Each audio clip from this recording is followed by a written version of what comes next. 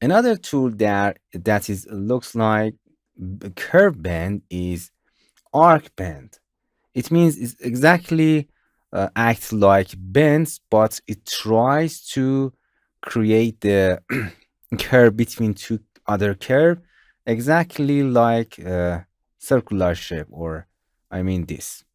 The curve that is created between two curves has two radius. It has a looks like S shape.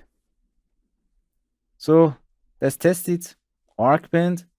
As you can see, tells you please select first and then the end, the second curve. As you can see, it creates a S shape between them. And in settings, it has alternate solution. It's create a longer path between them. Exactly, alternate solution. Click on it to return it back.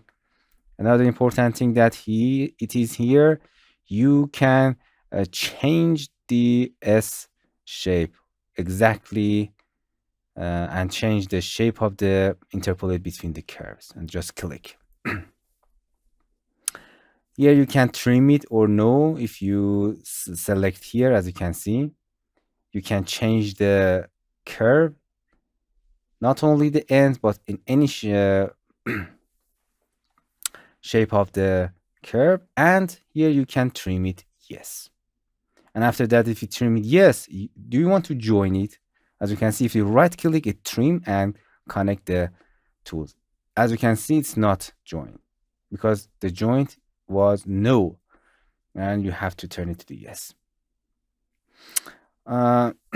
If you want to again shape, as you can see, it's the circle is equal, or yeah, or one or two are equal, and here radius difference.